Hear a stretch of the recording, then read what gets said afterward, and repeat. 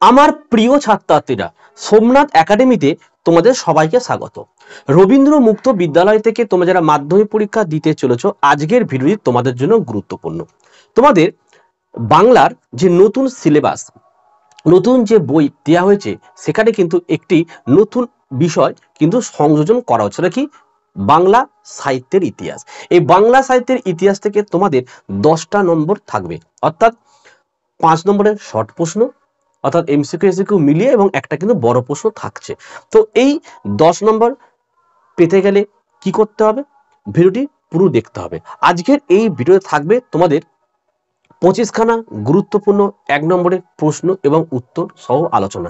তোমরা ভিডিওটি প্রথম থেকে শেষ অবধি দেখো, প্রশ্নের উত্তরগুলো লিখে নাও। আর যারা খুব ভালো রেজাল্ট করতে চাইছো, এই ধরনের নোট সোমনাথ একাডেমি থেকে তোমরা পারচেস করতে পারো স্বল্প মূল্যে, নিচের হোয়াটসঅ্যাপ নাম্বারে আমার সাথে যোগাযোগ করে। 7টা সাবজেক্টের নোট একদম অধ্যায় টু অধ্যায় আমাদের কাছ থেকে তোমরা পেতে পারো। যারা ডাইরেক্ট সোমনাথ একাডেমি থেকে নোট সংগ্রহ করবে, তারা পরীক্ষার 1 থেকে 1.5 মাস আগে কল করলেই লাস্ট মিনিটের সাজেশন, লাস্ট মিনিটের নোট সম্পূর্ণ ফ্রিতে পাবে। কিন্তু ম্যাক্সিমাম নোট তোমরা থার্ড পার্টি, অর্থাৎ আমাদেরই নোট থার্ড পার্টির কাছ থেকে তোমরা কিনে নাও। তার জন্য লাস্ট মিনিটের সাজেশন এবং নোটটা কিন্তু তোমরা হাতে পাও না। ঠিক আছে, তো চলো আমরা ভিডিওটি শুরু করি। বাংলা সাহিত্যের ইতিহাস, প্রতিটি প্রশ্নের মান 1 নম্বরের প্রশ্ন দেখো, বাংলা সাহিত্যের ইতিহাসের প্রাচীন যুগ বলতে কোন সময়কে বোঝায়? উত্তর লিখবে, বাংলা সাহিত্যের ইতিহাসে প্রাচীন যুগ বলতে 9ম শতাব্দীকে বোঝানো হয়। 2 নম্বরের প্রশ্ন, বাংলা সাহিত্যের প্রাচীনতম নিদর্শন কি? উত্তর লেখো, বাংলা সাহিত্যের প্রাচীনতম নিদর্শন হলো চর্যাপদ। 3 নম্বর প্রশ্ন দেখো, চর্যাপদ কে কোথা থেকে আবিষ্কার করেন? লিখবে, 1907 সালে পণ্ডিত হরপ্রসাদ শাস্ত্রী মহাশয় নেপালের রাজদরবারের পুঁতিশালা থেকে চর্যাপদটি আবিষ্কার করেন। 4 নম্বরের প্রশ্ন, চর্যাপদের কয়েকজন কবির কথা জানা যায়? লিখবে, চর্যাপদে মোট 24 জন কবির কথা জানা যায়। 5 নম্বরের প্রশ্ন দেখো, চর্যাপদের কবিরা কি হিসাবে পরিচিত? লিখবে, চর্যাপদের কবিরা সিদ্ধাচার্য নামে পরিচিত।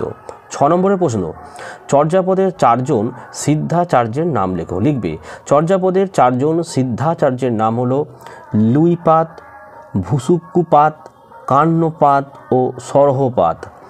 7 নম্বরের প্রশ্ন, চর্যাপদে মোট কয়টি পদ আছে? লিখবে, চর্যাপদ আবিষ্কার কালে পদের সংখ্যা ছিল 461/2টি, বর্তমানে 50টি। 8 নম্বরের প্রশ্ন, শ্রীকৃষ্ণ কীর্তন কাব্যটি কে কোথা থেকে আবিষ্কার করেন? দেখো, 1909 সালে গবেষক বসন্তরঞ্জন রায় দ্বিবল্লভ মহাশয় বাঁকুড়া জেলার কাকিল্লা গ্রামে জনৈক জমিদার দেবেন্দ্রনাথ মুখোপাধ্যায়ের বাড়ির ঘুঁটে মাছা থেকে শ্রীকৃষ্ণ কীর্তন কাব্যটি আবিষ্কার করেন। 9 নম্বরের প্রশ্ন, শ্রীকৃষ্ণ কীর্তন কাব্যের রচয়িতাকে? লিখবে, শ্রীকৃষ্ণ কীর্তন কাব্যের রচয়িতা বাঁকুড়া জেলার ছাতনা গ্রামের অধিবাসী বরু চণ্ডীদাস। 10 নম্বরের প্রশ্ন দেখো, শ্রীকৃষ্ণ কীর্তন কাব্যের রচনাকাল কত? লিখবে, শ্রীকৃষ্ণ কীর্তন কাব্যের রচনাকাল আনুমানিক দ্বাদশ বা ত্রয়োদশ শতাব্দী। 11 নম্বরের প্রশ্ন, শ্রীকৃষ্ণ কীর্তন কাব্যের মূল বিষয় কি? লিখবে, শ্রীকৃষ্ণ কীর্তন কাব্যের মূল বিষয় হচ্ছে শ্রীকৃষ্ণ ও রাধিকার বৃন্দাবন লীলা, মতান্তরে প্রেম লীলা।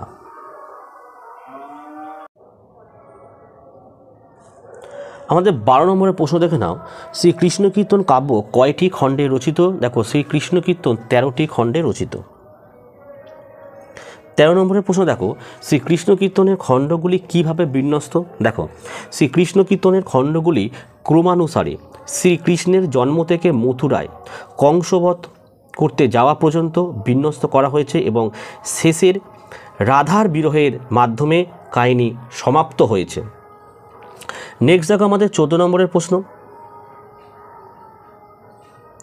শ্রীকৃষ্ণ কীর্তনের কয়টি খণ্ডের নাম লেখো? দেখো, শ্রীকৃষ্ণ কীর্তনের কয়েকটি খণ্ড হলো জন্মখণ্ড, বংশীখণ্ড, ভারখণ্ড। 15 নম্বরের প্রশ্ন দেখে নাও, শ্রীকৃষ্ণ কীর্তনের অসমাপ্ত খণ্ডটির নাম কি? লিখবে, শ্রীকৃষ্ণ কীর্তনের অসমাপ্ত খণ্ডটির নাম অথ রাধা বিরহ হচ্ছে।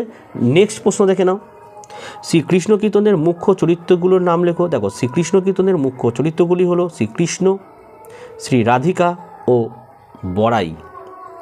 17 নম্বর প্রশ্ন, শ্রীকৃষ্ণ কীর্তনের কৃষ্ণের পরিচয়কে লিখবে। শ্রীকৃষ্ণ কীর্তনে কৃষ্ণের পরিচয়।